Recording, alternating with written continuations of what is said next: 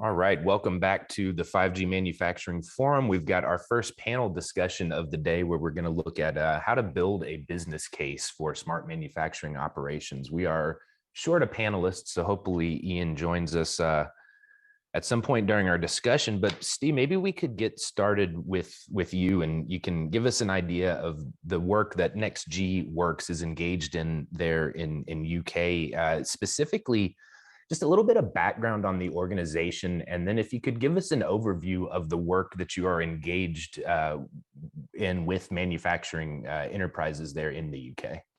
Sure.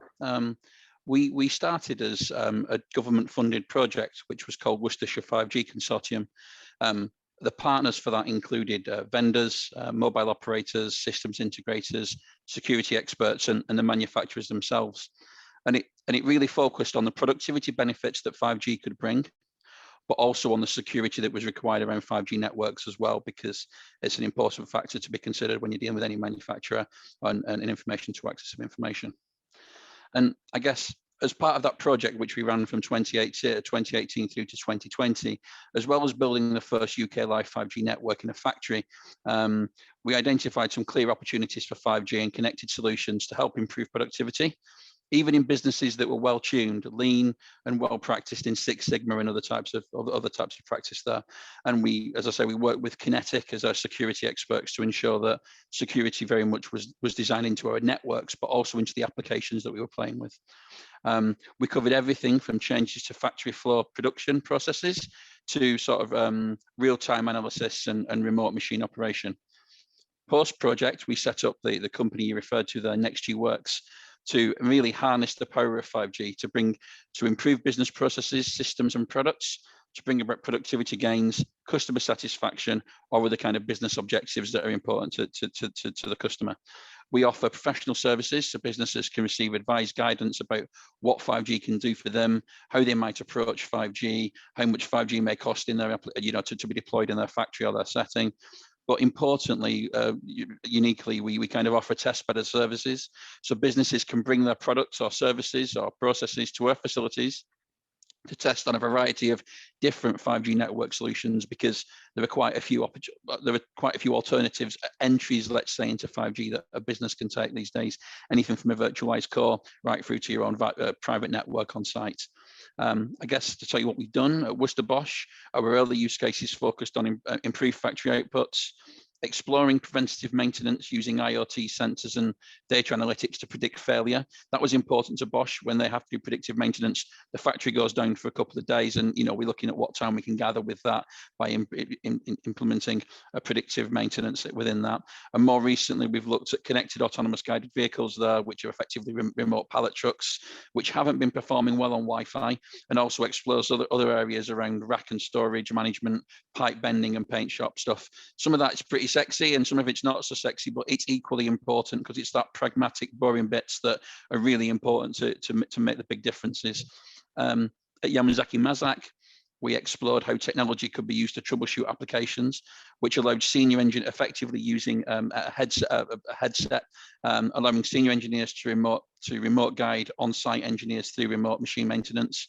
And the drive there wasn't really about making money. It was really about, it is ultimately, it always is, but the drive there was to improve customer satisfaction. It was costing Mazak more to implement this, but they saw a benefit to their customers. But actually in doing so, they also identified reduced operational costs for themselves and the customer. For example, they were getting less misdiagnosis of issues. The customer was happy because the production line was down for less time. So that really worked. Ian's not with us yet, but Ian, I'm sure he'll tell you about. Oh, you are now. But when we come to Ian, he'll tell you about his glass factory, and I won't steal this from him, I promise. So, but we've worked with Ian on some of his deployments there, and we've also deployed a large-scale network across the Manufacturing Technology Centre in the UK, which is a provision for most manufacturers. There's big global organisations there, and again there we've looked at vision intelligence technology, safety controls, remote controls, robot inspection, artificial intelligence, and robotic vehicles, and all that kind of stuff that you would expect to find in that environment. And what that gives us, it gives us an ability, again, for manufacturers to bring their facilities or bring their machines on site, test them in a small test them on a private network, so it's not going to interfere with what they do in major operations. But then they can take that learning back, build the network. We can work with them to build the network in their factory and go on from there. I think that gives you a good flavour of what we do. No, that's great setup and good lead into Ian. So Ian, Steve mentioned this vision of a glass factory that you have at AE Aerospace. So maybe you could just take us through that vision, tell us how 5G has got you closer to it.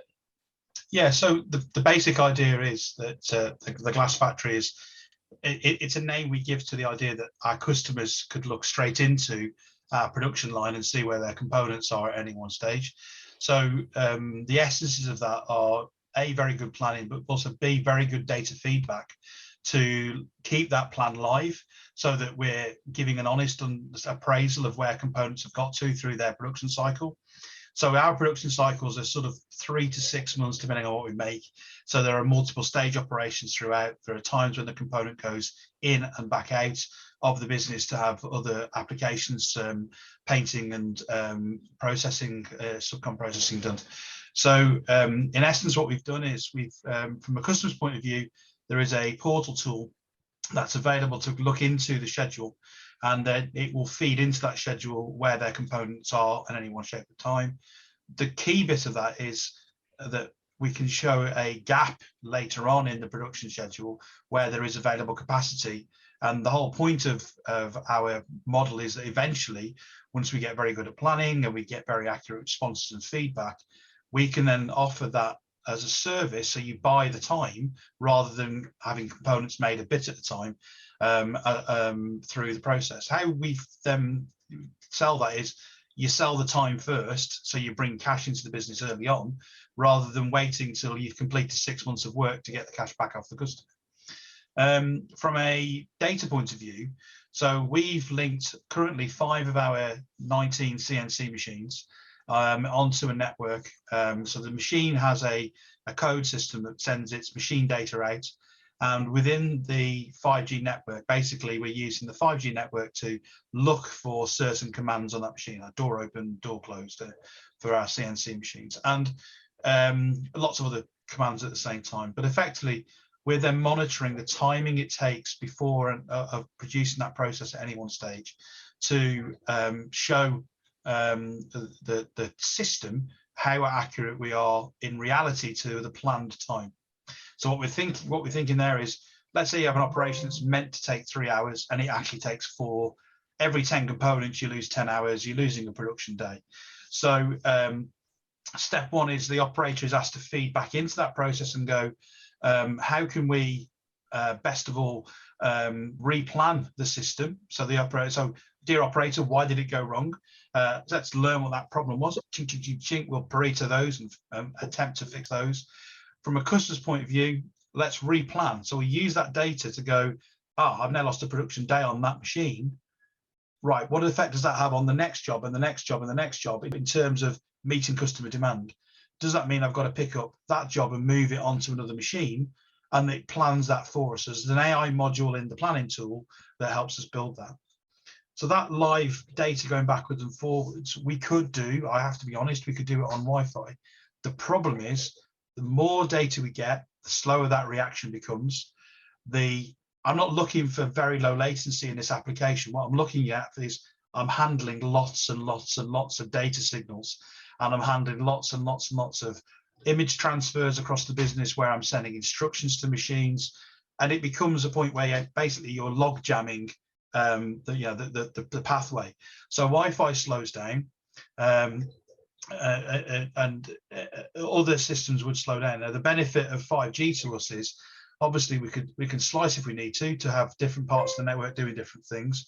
But for most part, I can connect every one of my 19 CNCs. I can connect workstations, manual operations, all in one go without fear of it going, oh, I'm slowing down and having a break, which would mean then I lose that reliability and feedback.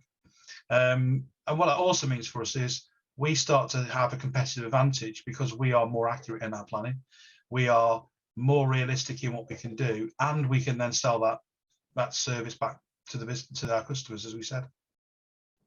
Rob, I wanted to get some perspective from you. In our first session today, Leo from ABI gave us a bit of a sobering look about the trajectory of 5G in manufacturing vertical at scale, called out some of the problems around ecosystem fragmentation, lack of devices, and so forth.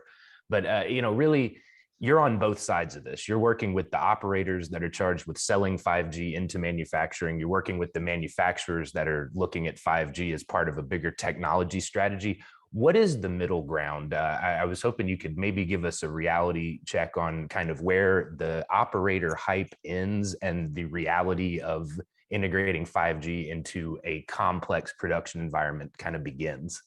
Yeah, no, fair question. And I think we've certainly heard between Ste and Ian some of the use cases that are out there. And, I think in the middle, it's much more than just hype, and it's coming into reality, and it's coming into reality a lot, a lot quicker than we think, albeit obviously there are some challenges as the technology continues to evolve and devices become available. But the reality, the vision around manufacturing and 5G and the use cases is pretty exciting, right? When you think about it, the use cases are somewhat infinite, but there is a focus now on what use cases could really bridge together and connect the sort of physical and the digital world of manufacturing.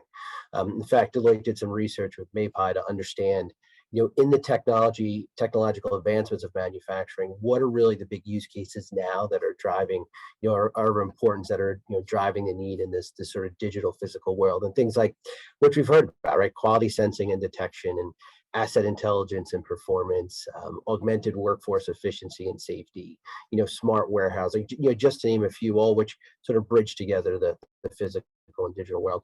But the reality is manufacturers can't take these all in at once. It's certainly difficult to scale. It's difficult to scale without having a platform that brings together the connectivity, the data, the ability to compute the data, the devices, the AI to all make this real. So, reality, manufacturing embracing 5G as an enabler, their digital transformation. They're seeing it as an ability to reach scale, but it will take some time. It will take some steps to get there. It's not a one-size-fits-all solution, and we know that different use cases are going to have different requirements, from availability to accuracy to latency to data rates. And really, a lot of manufacturers are thinking about a portfolio of advanced connectivity that includes not just 5G, but also leverages 4G LTE, as well as Wi-Fi 6. So, for example, let's say you're trying to optimize, routing and asset tracking between warehouses and facilities. You're going to need accuracy of location. You're going to need wide area mobility access. You're probably going to have a solution that you could develop that includes both 4G, and 5G, probably on the public side. But if you're building operational use cases on the shop floor, quality sensing, anomaly detection on production lines that need to take that data and act on it immediately, right? Ultra low latency is important. High reliability is important. Ability to process high data rates is important. So you're probably going to build a solution that's built on private 5G. So there's a mix of technologies being used, but I think all of them are seeing it as a way to bring advanced connectivity as a solution enabler for their digital operations and that ability to drive scale. Ihab, a question for you, and Rob touched on this a little bit, but this movement from a pilot project to a scaled deployment where you really see business value make a difference. So I'm curious, based on Zeetta's experience with these projects and your experience with 5G and code based there in Bristol as the lead of that consortium, what kind of learnings can you share with our audience? How do you get past that pilot phase and really start to make a difference? Yeah, a great question, Sean. So actually, based on 5G in code, and not just 5G in code, I have also experience with some collaborative project between service providers and industry, and I can see the theme very common. The first point is collaboration. Collaboration is a key in all these projects for many reasons. Vendors involved, service providers taking vendors' equipment and either directly or indirectly provide services, and then these services need to be tailored to solve a huge amount of or a big variety of application, as Rob mentioned. And that collaboration is not just a culture, it's also technology, meaning we identified in this collaboration is that you need technology to enable collaboration as well. It's not just about, you know, being nice to each other and work together, but you need to have tools that help to cross between these cultures. So that's the first learning.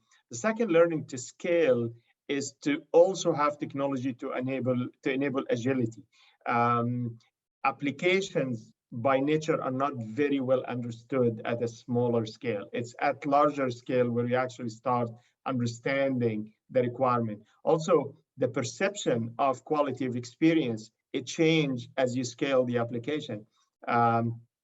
Usually early adopters are more tolerant, and then, you know, mainstream, they have different kind of requirements. So you need to enable agility, not only through culture, but also through technology, how you actually build technologies that enable this. Ecosystem is extremely important, because once you actually do, you make a solution, need to be repeatable. Otherwise, the cost will be very high for each vendor to go and readapt their technology to a different type of integration and so on. It's very expensive. So the ecosystem, very similar to, you know, the mobile phones ecosystem, like, you know, Apple and Google and so on.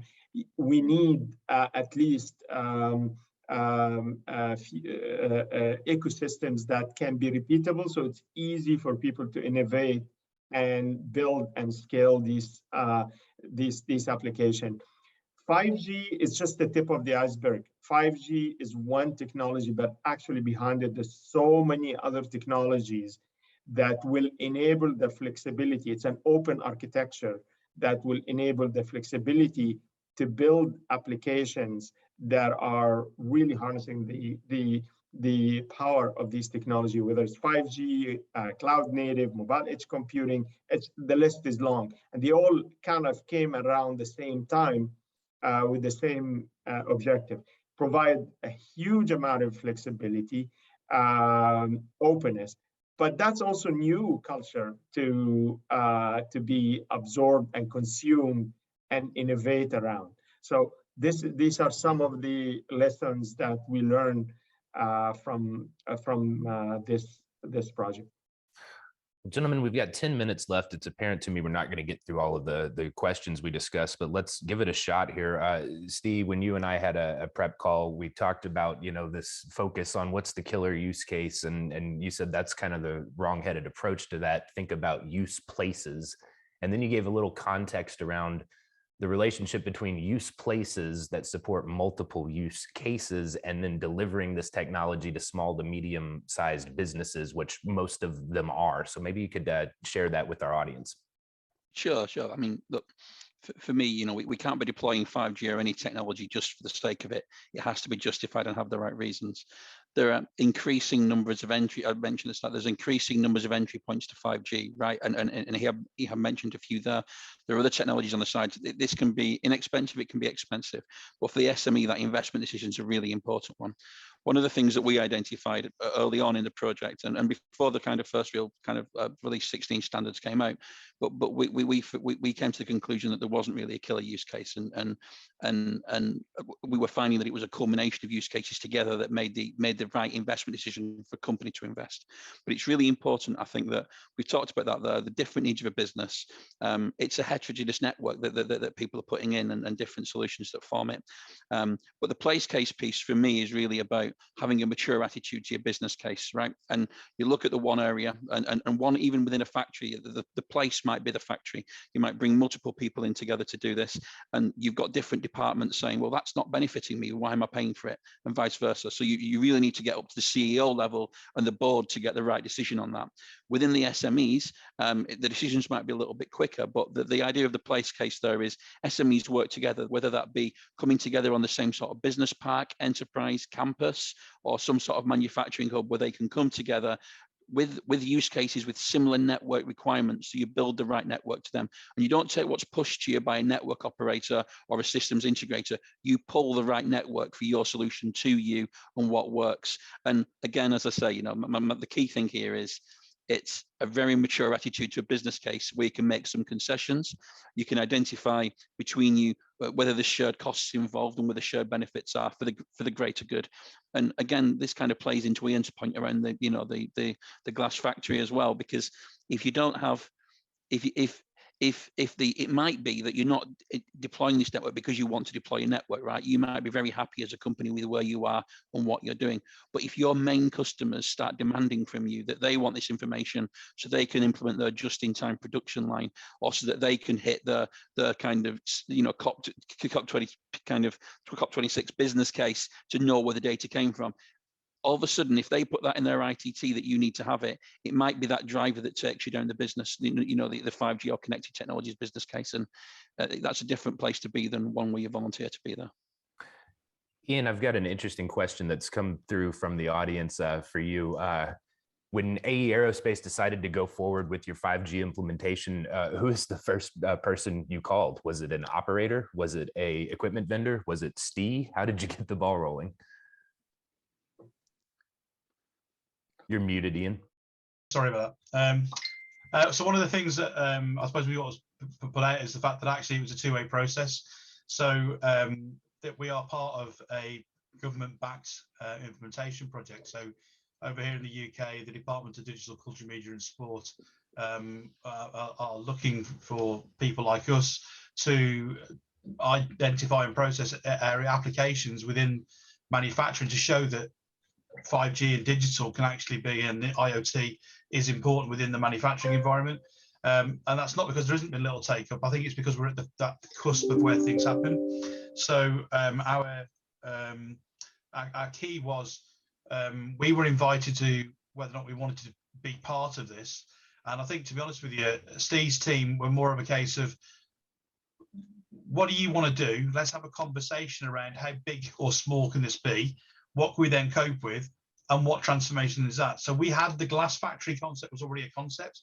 The how to deliver that, it just happened that the two worlds collided at the same time, and we managed to sort of get the benefit of that from the government in the UK and Steve's team in doing that. So yeah, it was sort of like a two-way street really for both of us.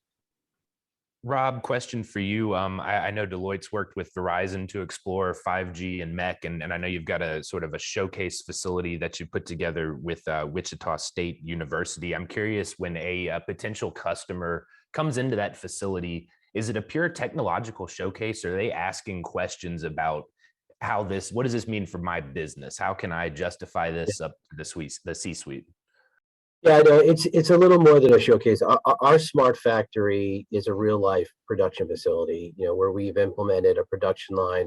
We're actually manufacturing STEM learning modules, with the goal to be able to demonstrate advanced manufacturing techniques and and concepts and the technologies that enable it, but also to use it as a way to collaborate and innovate with our clients and with our partners. So we go through a whole innovation program where we use that facility as a grounding point, but then walk through with our clients and partners how we could use that to transform and really impact the future of their business. And it's important, I think everybody hit on it, about an ecosystem, right? I mean, we're not going at this alone. And in our facility, all the components across all the range of technology and machinery, ecosystems is not a nice to have, it's a necessity. And we've brought together those partners in order to integrate those technologies, because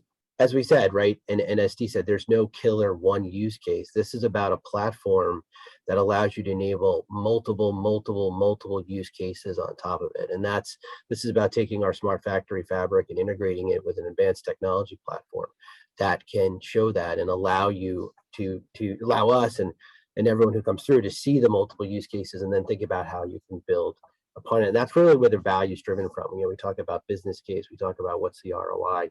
You're not going to see it in your first 1 or 2, 3 use cases, but pretty soon after that, the curve flips and the ROI becomes significant because you just continue to build on top of that platform. All right, Ihab, you're going to get the last word here. You asked me this morning for a list of attendees to the forum today, and I sent that across. So I think you reviewed that, and I'm just kind of curious, What advice would you give these folks, both on the telecom side, the SI side, the manufacturing side? I know you've got a lot of learning, so just maybe, what's some practical advice that they can take away that you can articulate in about 90 seconds? Yeah, I think the main question is, as you said, the C-suite question is like, okay, nice technologies, how I'm going to do this to improve my bottom line and improve my revenues and also enable innovation.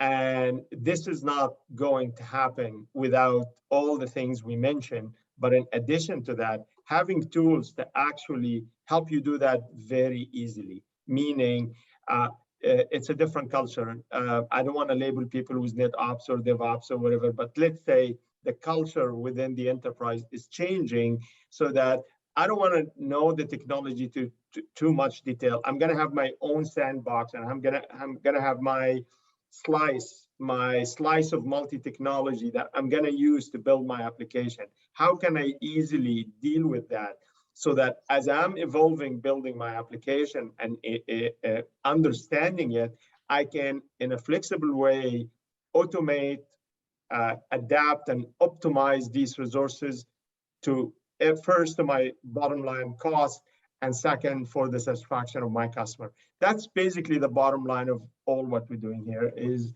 basically use these technology. We did a great job in the last 7 years or so in creating all these new technology that are flexible, open, all that. And now we're ready to utilize that to actually improve our business. So how are we going to do that? It's not going to come from just doing the same way, one size fits all, over provision network. It's not going to work. So basically, these tools that will change the way of us using the connectivity is what's going to make a big change. All right, gentlemen. Well, I know it was a short session, but you shared a lot of really valuable perspective that I know our audience can benefit from. So thank you for your time today. Thank you very much. Thank you.